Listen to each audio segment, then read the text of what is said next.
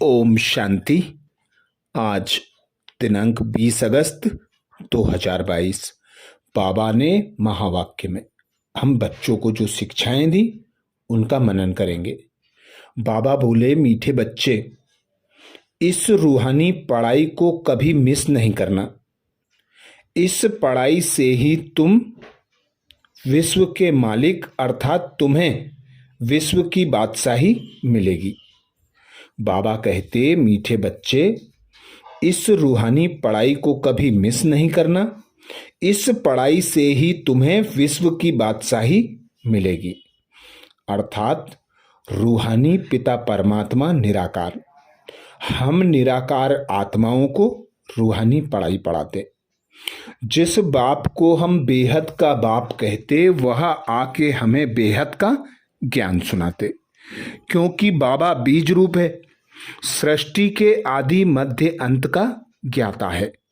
वह हमें अभी हमारे 84 जन्मों के बारे में बताते और सृष्टि के आदि मध्य अंत की नॉलेज सुनाते, जिस नॉलेज के आधार पर हम विश्व की बादशाही को प्राप्त करते। बाबा कहते, अभी तुम बच्चे जान गए हो कि 84 जन्मों का पार्ट पूरा होता है। फिर स्वर्ग में जाने के लिए बाबा हमको राजयोग की शिक्षा दे रहे हैं। बच्चे जानते हैं कि राजयोग की शिक्षा देकर बाबा हमें स्वर्ग का महाराजा महारानी बनाने आए हैं।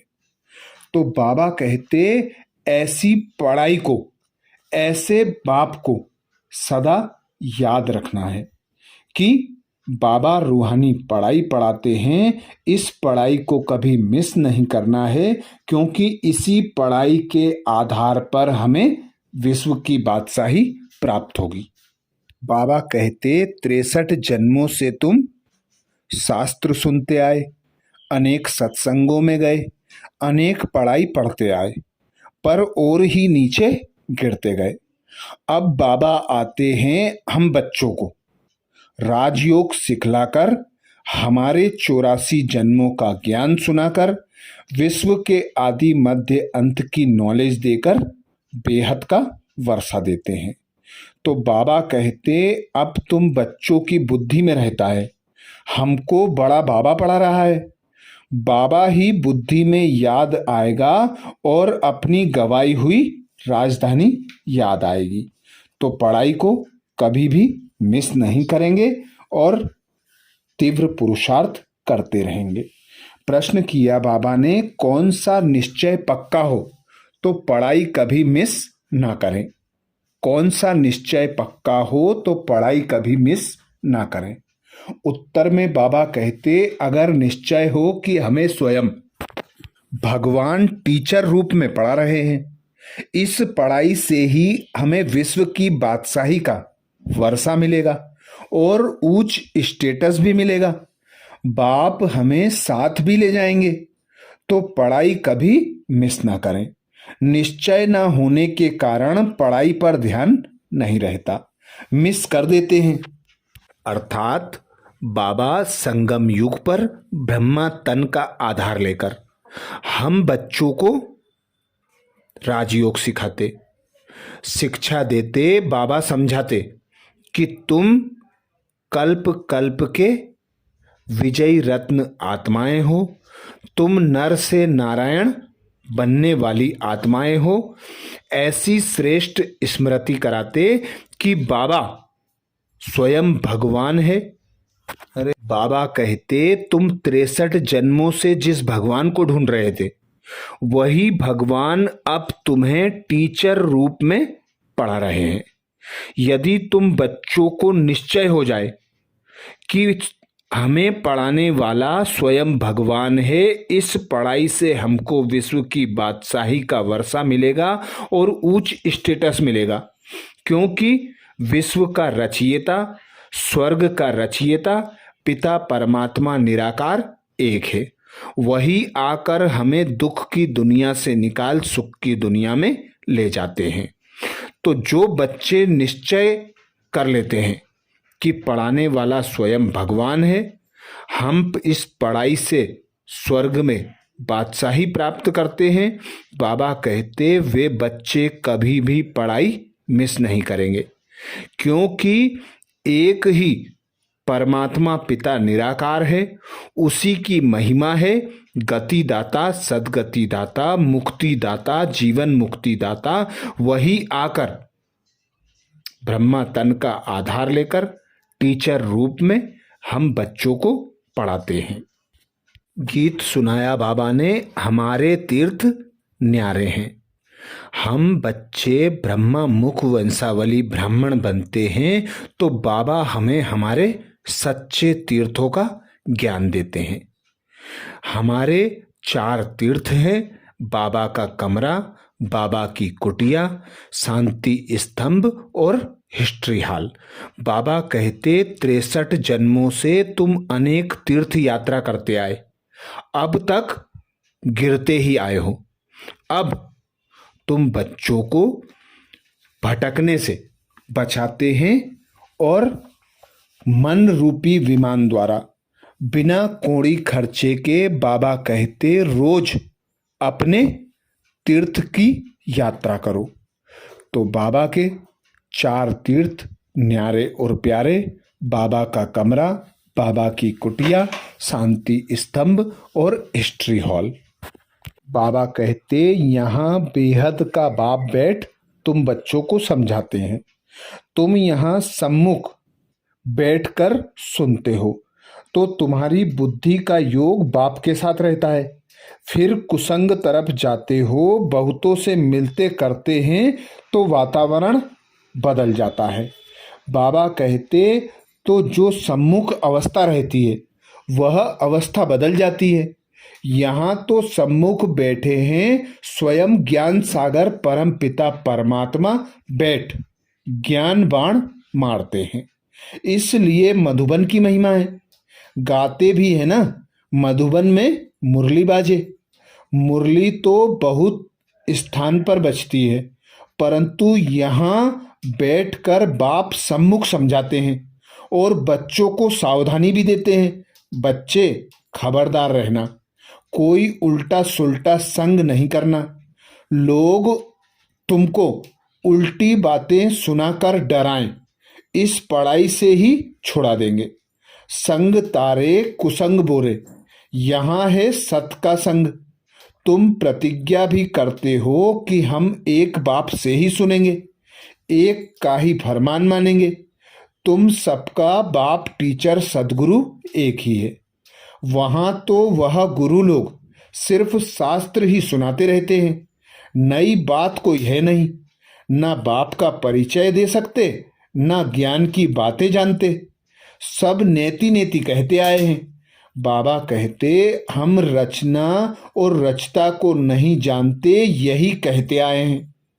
बाप अब आते हैं तब हम बच्चों को सच्चा सच्चा ज्ञान समझाते हैं। बाबा ही हम बच्चों को शास्त्रों का सार समझाते हैं। यह जो दान पुण्य करते हैं, शास्त्र पढ़ते हैं, उससे तो अल्प काल का सुख मिलता है। बाप कहते हैं मैं इनसे नहीं मिलता, जो मैं विश्व का मालिक उन्हों को बनाऊं। यह भी समझते हो कि सब विश्व के मालिक बन नहीं सकते। मालिक वह बनते हैं जिन्हों को बाप पढ़ाते हैं, वही राजयोग सीख रहे हैं। सारी दुनिया तो राजयोग नहीं सीख सकती। कोटों में कोई ही पढ़ते हैं। बाबा कहते कई तो 5-6 वर्ष 10 वर्ष राजयोग सीखते, फिर पढ़ाई छोड़ देते। बाप कहते हैं माया बहुत प्रबल है, बिल्कुल ही बेसमझ बना देती है, फारकती दे देते हैं। कहावत है ना, आश्चर्यवत बाप का बनंती कथंती फिर फारकती देवंती। बाबा कहते हैं उनका भी दोष नहीं है, यह माया तूफान में ले आती है। ऐसी सजनियां जिनको श्रृंगार कर स्वर्ग की महारानी बनाते हैं, वह भी छोड़ देती हैं। फिर भी बाबा कहते हैं जिनसे सगाई की उनको याद करना है। याद कोई फट से ठहरेगी नहीं, आधा कल्प नाम रूप में फंसते आए हो, अब अपने को आत्मा समझ बाप को याद करो। बड़ा मुश्किल है। सतयुग में तुम आत्म अभिमानी बनते हो, परंतु परमात्मा को नहीं जानते हो। परमात्मा को सिर्फ एक ही बार जानना होता है। यहां तुम देह अभिमानी आधा कल्प बन जाते हो। यह भी समझते हो आत्माओं को यह शरीर छोड़ दूसरा शरीर ले पार्ट बजाना है। बाबा कहते फिर रोने की दरकार क्या है? जब बाप द्वारा सुखधाम का वर्षा मिल रहा है तो क्यों ना पूरा अटेंशन दे। आज बाबा ने महावाक्य में हम बच्चों को वरदान दिया। वरदान में बाबा कहते साधनों को सहारा बनाने के बजाय निमित्त मात्र कार्य में लगाने वाले सदा साक्षी दृष्टा भाव। साधनों को सहारा बनाने के बजाय निमित्त मात्र कार्य में लगाने वाले सदा साक्षी दृष्टा भाव। बाबा समझाते कई बच्चे चलते चलते बीच को छोड़ टाल टालियों में आकर्षित हो जाते हैं। कोई आत्मा को आधार बना लेते हैं और कोई साधनों को, क्योंकि बीज का रूप रंग शोभित नहीं होता और टाल टालियों का रूप रंग शोभित होता है। अर्थात बाबा कहते बच्चे अनेक विशेषताओं को देख लेते हैं तो अनेक आत्माओं के रूप रंग की विशेषताओं पर आकर्षित होने लगते हैं तो बाबा को भूल जाते हैं। तो बाबा समझाते कभी भी यह स्मृति रखो कि उसे इन विशेषताओं से सजाने वाला कौन है। ये जो भी सुख सुविधा के साधन है ये बाबा ने हमें तीव्र गति से पुरुषार्थ के लिए दिए हैं, ना कि हमारा सहारा बने। तो साधना को सहारों से उपराम रख। बाबा कहते खुद को एक पिता परमात्मा की याद की लगन में मगन रखना है, एक पिता परमात्मा की श्रीमत पर चलना है और कोई भी हद के सुख सुविधा के साधनों के वशीभूत नहीं होना है। माया बुद्धि को ऐसा परिवर्तन कर देती है जो झूठा सहारा ही सच्चा अनुभव होता है। इसलिए अब साकार स्वरूप में बाप के साथ का और साक्षी दृष्टा स्थिति का अनुभव बढ़ाओ। साधनों को सहारा नहीं बनाओ, उन्हें निमित्त मात्र कार्य में लगाओ। तो साकार में बाबा कहते ब्रह्मा बाप को फॉलो करो और निराकार स्थिति में स्थित होकर निराकार पिता परमात्मा की स्मृति में रहो। कोई भी साधन को सहारा नहीं बनाना है। बाबा कहते हर साधन को निमित्त मात्र कार्य में लगाकर अपने पुरुषार्थ को तीव्र बनाना है। स्लोगन में बाबा कहते रूहानी शान में रहो तो अभिमान की फीलिंग नहीं आएगी। रूहानी शान में रहो तो अभिमान की फीलिंग नहीं आएगी।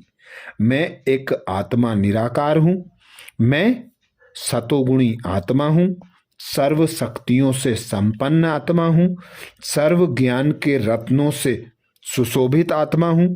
इसी शान में बाबा कहते रहेंगे तो मैं पन के अभिमान से अहंकार से उपराम रहेंगे। अच्छा, ओम शांति।